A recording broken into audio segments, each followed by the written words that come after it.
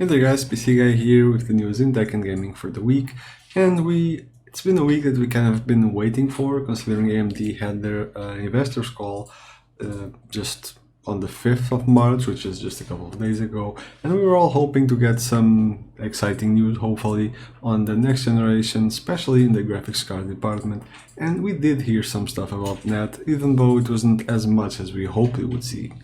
The live stream itself was largely uneventful. It was very long and kind of winded up. It was an investors call after all, not so much a public conference or a reveal, but we did have a few looks at AMD's updated roadmap up to 2020 that gave us a few details on what to expect from both CPU and GPU side of things. So in general, the highlights were that the Infinity Fabric is going to be expanded into an Infinity architecture kind of concept that is supposed to share memory between CPU and GPU, which should allow for a lot of performance improvements. Then again, this is all according to AMD, so we'll have to wait and see. They also are going to be exploring 3D die stacking to increase the use of, let's call it, silicon real estate space to kind of improve the performance as well in that aspect. And we have a few confirmation in terms of timings and process nodes, like Zen 3 and RDNA 2 have been confirmed for 2020, even if late 2020. Zen 3 is still going to be 7 nanometers. We now know for sure Zen 4 is going to be 5 nanometers. And as far as RDNA 3 goes, it will be an advanced node. Not clear if it is 7 nanometer in EUEV or another improvement on the 7 nanometer or a shrink down to 5. There also was some confusion that a lot of people seem to be falling for with the naming scheme of the RDNA, that they called it 2x, 3x, and some people were confused if it meant 2 times or 3 times the performance. I just see it being as generation 2, and the X stands for the number on of the chip of the die, like a Navi 21, 23, or on the current generation Navi 12 and 14. So yeah, 2x as in generation 2 die x, depending on what we're talking about. So that much seemed pretty clear to me. In any case, it is supposed to have a 50% improved efficiency in terms of performance per watt.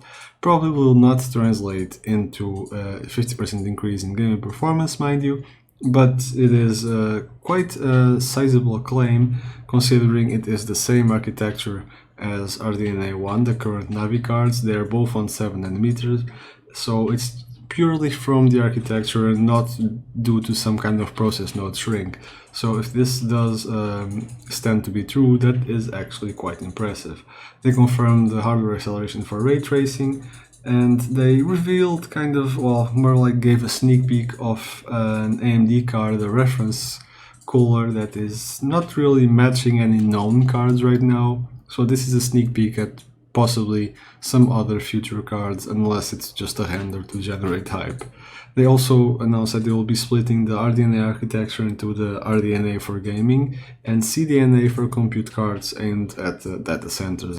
Few other good news after that earnings call came with the Q&A, when they have announced that there will be no blower reference cards for the gaming video cards. So no more blower design coolers. It's all going to be with dual triple fans, the ones that we are used to seeing, like Nvidia for example uses. And yeah, the blower fans are definitely a lot less effective in terms of dissipating heat and such. So if they are going to be aimed at the kind of higher end part of the lineup, definitely blower would be a very bad idea.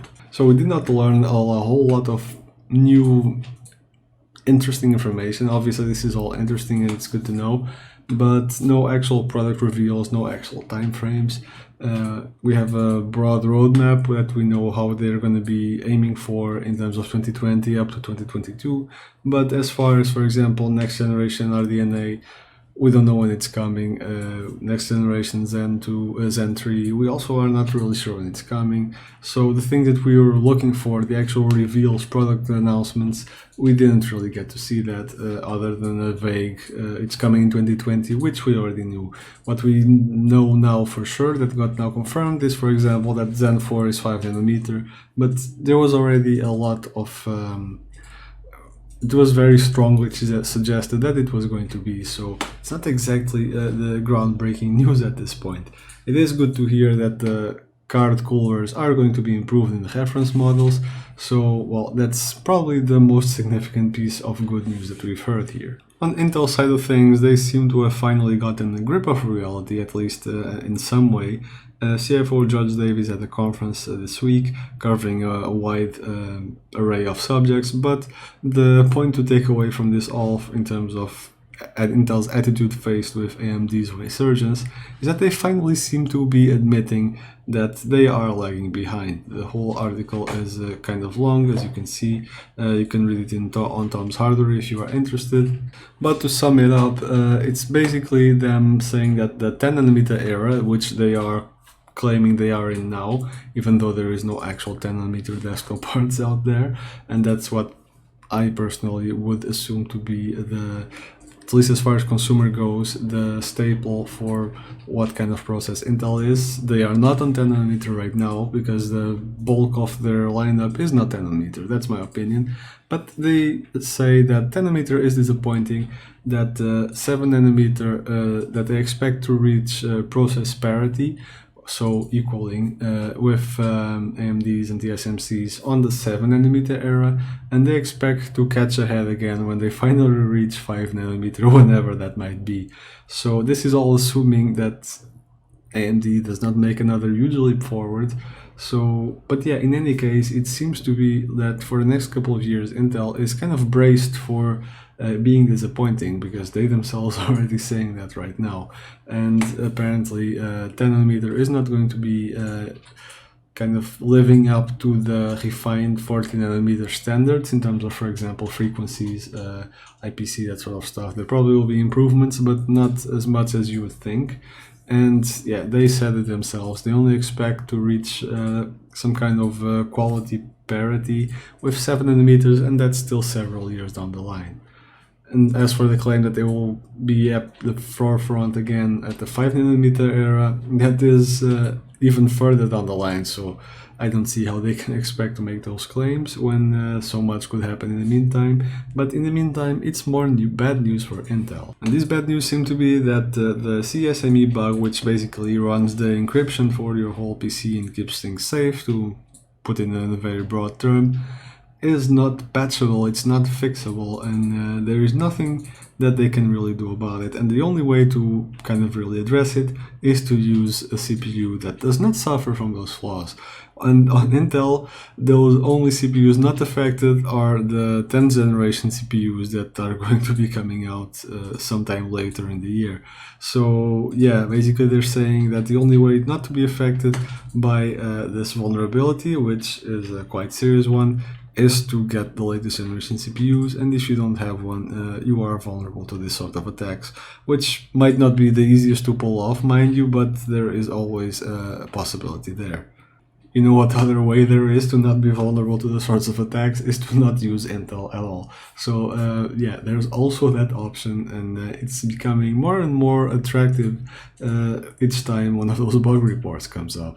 On the bright side, they have apparently promised full memory encryption in upcoming CPUs, which seems like a jab at AMD, judging by the title here, that they're going to catch up. Well, at least they admit that they're behind, that they need to catch up, I suppose.